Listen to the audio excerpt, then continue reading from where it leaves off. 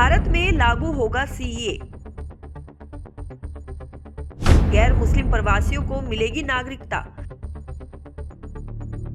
देश के कई हिस्सों में विरोध प्रदर्शन हुए शुरू। सीएए और एनआरसी में क्या है अंतर? नागरिकता अधिनियम 2019 को लागू करने से जुड़े नियमों को सोमवार को अधिसूचित कर दिया गया। केंद्र के इस कदम से पाकिस्तान, बांग्लादेश और अफगानिस्तान से 31 दिसंबर 2014 से पहले भारत आने वाले गैर मुस्लिम प्रवासियों को नागरिकता प्रदान करने का रास्ता साफ हो गया है। सीएए को दिसंबर 2019 में संसद में पारित किया गया था और बाद में इसे राष्ट्रपति की मंजूरी भी मिल गई थी, लेकिन इसके खिलाफ देश के कई हिस्सों में विरोध प्रदर्शन शुरू हो गए थे। सीएए के विरोधियों ने इसके साथ ही एनआरसी का भी विरोध किया था। तो चलिए आपको बताते हैं कि सीएए और एनआरसी में आखिर दोनों में क्या अंतर है।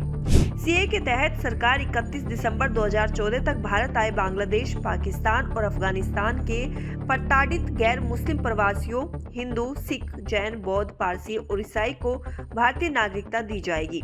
सीएए से पहले किसी भी व्यक्ति को भारतीय नागरिकता लेने के लिए कम से कम 11 साल भारत में रहना अनिवार्य था, लेकिन अब पड़ोसी देशों के अल्पसंख्यकों के लिए यह समय अवधि 11 साल से घटाकर 6 साल कर दी गई है। इस कानून के तहत नागरिकता पाने की पूरी प्रक्रिया ऑनलाइन की जाएगी।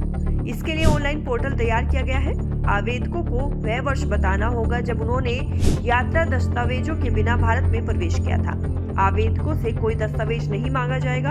ऑनलाइन आवेदन के बाद गृह मंत्रालय जांच करेगा और नागरिकता जारी कर देगा। सरकार ने कहा कि नागरिकता देने का कानून है। सीएए से किसी भी भारतीय नागरिक की नागरिकता नहीं जाएगी, चाहे वह किसी भी धर्म का हो। यह कानून सिर्फ उन लोगों के लिए है जिन्हें सालों से उत्पीड़न सहना पड़ा और जिनके पास दुनिया में भारत के अलावा और कोई जगह नहीं है। केंद्रीय गृह मंत्री अमित शाह ने सोमवार को ट्वीट करके लिखा कि मोदी सरकार ने नागरिकता नियम 2024 की अधिसूचना जारी कर दी है।